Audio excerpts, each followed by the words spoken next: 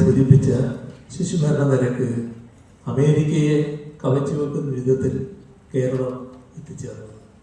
ഇത്തരം മാറ്റങ്ങൾ സൃഷ്ടിക്കാനാകുന്നത് ഈ തുടർ ഭരണത്തിൻ്റെ പ്രത്യേകത കൊണ്ടാണ് എന്നത് നാം കാണേണ്ടതായിട്ടുണ്ട്. ഇവിടെ ഈ കാര്യത്തിൽ മാത്രമല്ല, നമ്മുടെ വിദ്യാഭ്യാസ രംഗമെടുത്താൽ വലിയ തോതിലുള്ള മാറ്റങ്ങളാണല്ലോ ഉണ്ടായത്. ഇന്നത്തെ കേരളത്തിൻ്റെ വിദ്യാഭ്യാസ മേഖല വലിയ മാറ്റം സൃഷ്ടിച്ചുകൊണ്ട് മുന്നോട്ട് പോവുകയാണ്. പൊതുവിദ്യാഭ്യാസ രംഗം മാത്രമല്ല, പൊതുവിദ്യാഭ്യാസ രംഗത്തെ മാറ്റം എല്ലാവരും കാണുന്നതാണ്.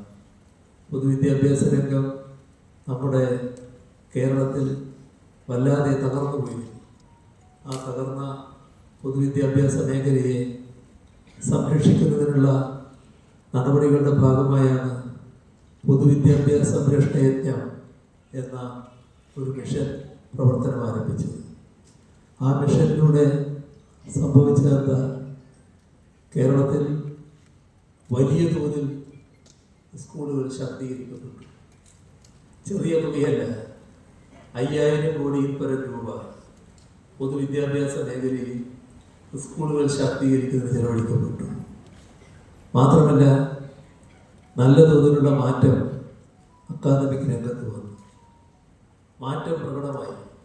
നേരത്തെ നമ്മുടെ പൊതുവിദ്യാഭ്യാസ മേഖലയിൽ നിന്ന് 5 ലക്ഷം കുട്ടികൾ ഒഴിഞ്ഞുപോയ ഖേദകരമായ വാർത്തയായിരുന്നു എല്ലാവരെയും വിഷമിപ്പിച്ചിരുന്നത്.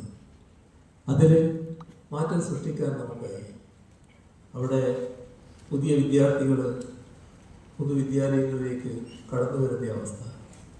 10 ലക്ഷം വിദ്യാർത്ഥികൾ പൊതുവിദ്യാലയങ്ങളിലേക്ക് കടന്നു വന്നുവെന്ന് നമ്മുടെ കണക്കുകൾ വ്യക്തമാക്കുന്നവരുണ്ട്. വീണ്ടും ആ ചൈത്രയാത്ര തുടരുന്നു.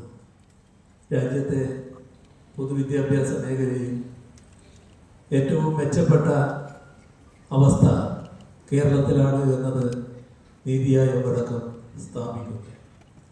ചില പ്രശ്നങ്ങൾ ഇതിനിടയ്ക്ക് ഉണ്ടായി.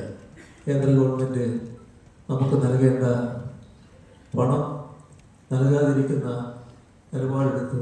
അത് കിട്ടുന്നതിനുള്ള നടപടികൾ കേന്ദ്രത്തിൻ്റെ അടുത്ത് സമ്മർദ്ദത്തിൻ്റെ നടപടികൾ സംസ്ഥാന ഗവൺമെൻറ് സ്വീകരിച്ചു വരികയാണ്.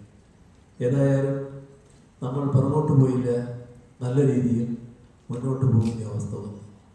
എന്നാൽ അതോടൊപ്പം ഉന്നത വിദ്യാഭ്യാസ മേഖല